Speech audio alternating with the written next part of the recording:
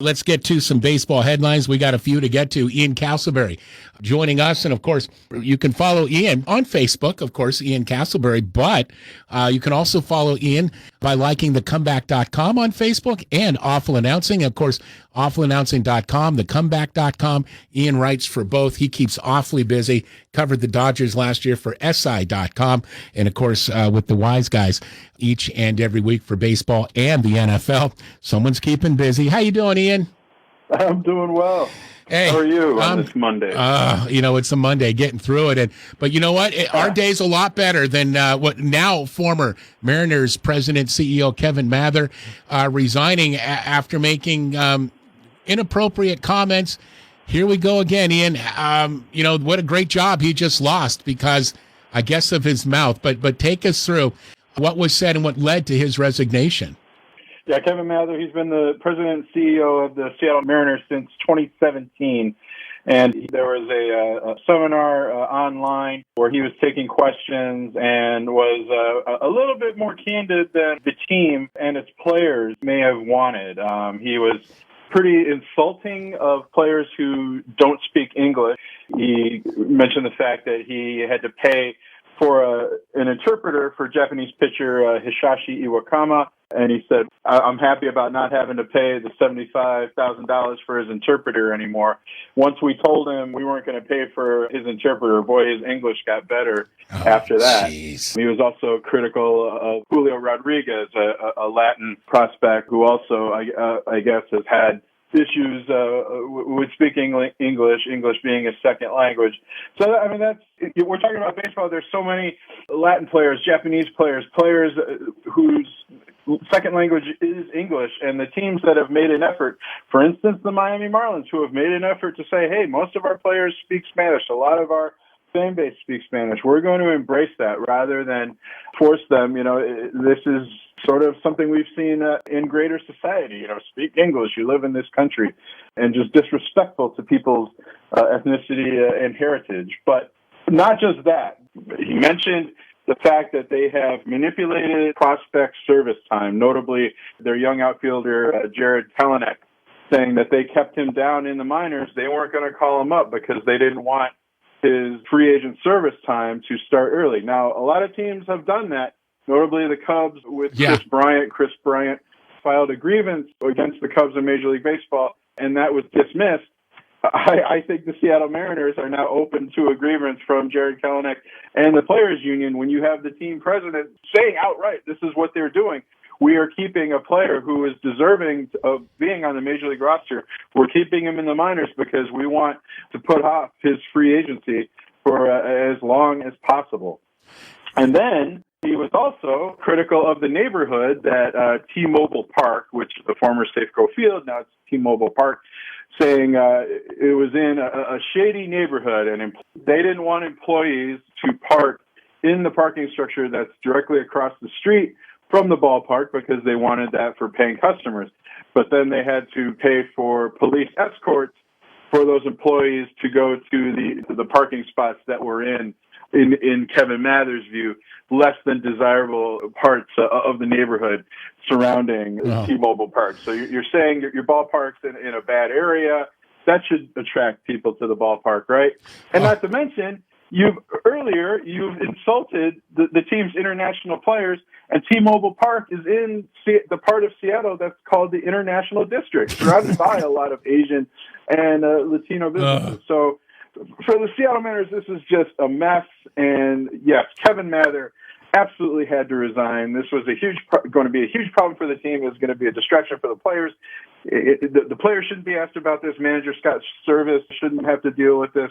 General Manager Jerry DiPoto. So yeah, Kevin Mather is out as a Seattle Mariners. Yeah. Oh my goodness. That's like white privilege at its finest. I love it. People go, well, you know what, if you're going to live in this country, you need to speak the language. Well, I guess using that theory, we should all be speaking Native American, because I love how some folks, their idea of history ended like 25 years ago. But anyway, that's a whole nother story. He needed to go. Highly offensive comments. He also said his longtime third baseman, Kyle Seager, would be a future Mariners Hall of Famer, but was also currently overpaid by the team. I mean, was this guy drinking when he was talking to this Rotary Club? I mean, first I off, don't know if he just thought, he had a microphone in front of him and people wanted to hear what he had to say.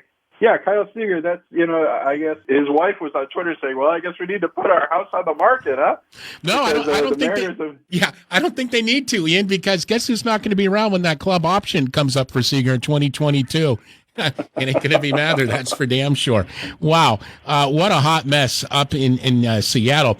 All right, now we'll go to the other side of the country. Of course, spring training taking place down in Florida, and Cy Young Award winner Shane Bieber recently came down. Of course, of the Indians came down with COVID-19. And Ian, what's his status as he's now in spring training? It sounds like Shane Bieber is going to be okay. He did contract COVID-19, as you mentioned. Tested positive, but he's already gone through quarantine. He's been in isolation, and as if he wasn't already, all the team members before going into the bubble that they have set up in spring training had to be in isolation and tested for 5 days. So it appears that Bieber is in the clear. He reported to camp. A few days later, he reported on Saturday. Pitchers and catchers reported Wednesday as a whole, and he's been going through workouts. He hasn't thrown from a mound yet, but he's done, conditioning drills, fielding, long toss, etc. So Indians manager Terry Francona says Shane Bieber, the American League Cy Young Award winner, as you mentioned, is not behind in any of his preparations. So it sounds like it's full steam ahead for Shane Bieber, and there aren't going to be any problems. And if the Indians are going to contend in the AL Central with the White Sox and the Twins, they certainly need Shane Bieber to pitch at the same level he did last season, 8-1, a 1.63 ERA, 122 strikeouts in just 77 innings over 12 starts. So Shane Bieber was absolutely dominant. He's going to have to be again if the Cleveland baseball team, soon to be, is going to contend in the AL Central. Hey, Ian, by the way, we were talking last week about Fernando Tatis Jr. getting that huge $300+ million deal with the Padres, and it kind of made us, kind of not a surprise, but you figured, well, owners, it seemed like the trend was fewer years and less money, and then this deal comes along, and the owners may still want to go in that direction, but there's always that player or two or three that doesn't work for them. They're that good. So coming off the Tatis deal, Ian, is there a player or two who could be the next one to sign that big deal? There could be. This is going to be a big free agent year. The 2021 offseason is going to be a big year for shortstops. But it's important to note that Fernando Tatis Jr. got that 14-year, $340 million deal because he's only 22 years old. That's much younger than most players are when they hit free agency. Even a player like Bryce Harper, he was 28 years old. That's young for free agency, but it's still obviously a lot older than 22 years old. But Tatis Jr.'s fellow shortstops, I think notably Francisco Lindor, was traded to the New York Mets. The Mets are going to have to pay up to keep Lindor. They can't have made that big trade with the Cleveland Indians and then have him walk after just one season. So he's probably not going to get 14 years, $340 million, but it's possible that Francisco Lindor, who's 28 years old, maybe he gets an 8-year deal, a 10-year deal, anywhere from $250 to $300 million. Also, Carlos Correa, 27 years old, also a young shortstop who could get a big deal, but there are questions as to whether or not he can stay healthy through a full season. Trevor Story, a former Asheville tourist, but now with the Colorado Rockies, he's 29 years old.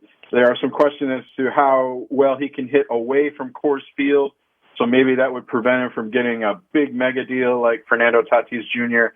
And finally, I think Javier Baez, again, 29 years old, but he's probably the player that the Cubs want to build around in this semi-rebuild that they're doing.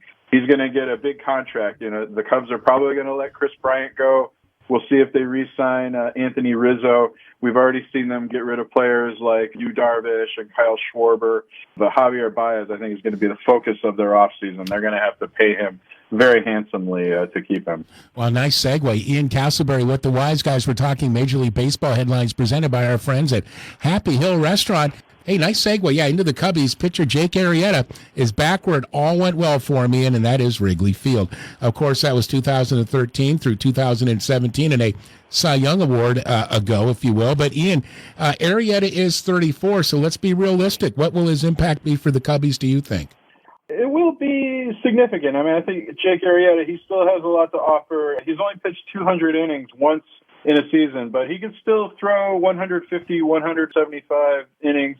I think that's what the Cubs are going to expect from a veteran like Jake Arrieta. So with John Lester gone, Yu Darvish gone, Arrieta, he could slot in number 2, number 3 in that rotation behind Kyle Hendricks and Zach Davies. But as you pointed out, Jake Arrieta, not the pitcher he was when he was in his heyday with the Cubs. Of course, winning the National League Cy Young Award in 2015, winning 22 games and a ERA under 2.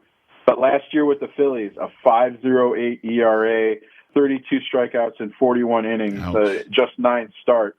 I think they're going to look for somebody who can eat up innings, but they want him to win, of course, and keep the Cubs competitive. But I think it's going to be very important for him to pitch 150 type innings, be a veteran presence at the top of that rotation, rather than be the dominant force against the opposing lineups that he once was.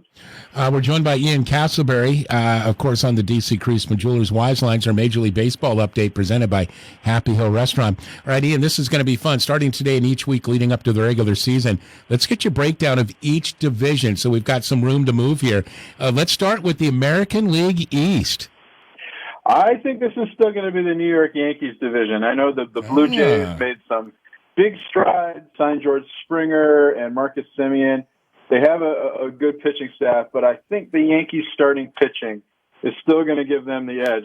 I could hear the disappointment in your voice, hoping that the Yankees would eventually be unseated. I think the Blue Jays could still make the postseason, and will give the Yankees a run in the American League East, but ultimately the Blue Jays don't have the starting pitching to overtake the New York Yankees. Now the Yankees, other than Garrett Cole, they are depending on some guys to have rebound seasons, like Corey Kluber, like Jameson Talon. If those guys aren't healthy and don't have those bounce back seasons that the Yankees are expecting, in these low risk, high reward signings that they've made, then I think the Blue Jays can close the gap. But I think it's mostly going to be a 2-team race. Rays fans are going to say, hey, what about us? We were in the World Series. I mean, they did trade Blake Snell. That starting rotation isn't going to be as good as it was last year. They did sign Rich Hill. They re-signed Chris Archer. They're going to have a full season of Randy Arozarena, the postseason star for the Rays. I might be overlooking them a bit. Maybe the Rays will be second place. They'll certainly be in the division race with the Yankees and Blue Jays, but I think the Rays will take a step back with the changes they've made to their pitching staff. By the way, Ian, so which team is at the bottom? Is it Baltimore or the Red Sox? Still going to be the Orioles. They stink. They don't have any meaningful contributors on the pitching side or the hitting side. The Red Sox, they're struggling. They're rebuilding a little bit. They just traded Andrew Benintendi, one of their best young outfielders. It remains to be seen whether they'll bring back Jackie Bradley Jr. I think they would love to trade JD Martinez. I don't know if they'll find any takers for his contract, but they got to rebuild that starting rotation. They're probably going to sell off some pieces during the regular season. So, I would look for the Red Sox to finish no higher than 4th. Oh, man. All right, so Keith Jarrett's a Red Sox fan. He's coming up at 5 o'clock, Ian. Is there any hope for this team? Forget 2021, but at least in the near future, beyond? There's hope. They have some exciting young players still. Rafael Devers, Xander Bogaerts is one of the best young shortstops in baseball. Maybe not to the level to the free agent superstars that we just mentioned, but I think it's still going to take a few years. Is Alex Verdugo, who they got in the Mookie Betts trade, is he going to develop into that kind of star? They have the offensive talent. They'll be able to win some games, but again, you have a starting rotation, and Nathan Eovaldi is probably their number one starter, but he's not a number one starter. He's more like a number 3, number 4. Eduardo Rodriguez, how is he going to be coming off of sitting out last season due to COVID? Garrett Richards is coming off injury. If their bullpen can keep them in some games, they did get Adam Ottavino from the Yankees. That will certainly help their bullpen. But ultimately, again, like we talked, I think the Yankees pitching sets them apart from the rest of the division. And I don't know if the Red Sox even have enough to hang with the Blue Jays and the Rays. All right. That's why we ask you the questions. Next week, we'll run over another division. We'll stay in the American League as Ian Castleberry continues to just kill it here on the show with our Major League Baseball update presented by Happy Hill Restaurant. Ian, as always, appreciate you, my friend, for our NFL Gold Nuggets. Thank you, Pat. Me too, bud. Appreciate you, Ian, very much, man. More than you know. That's Ian Castleberry hanging with the wise guys. And Ian's appearance presented by Mike Lawrence and the staff at Happy Hill Restaurant.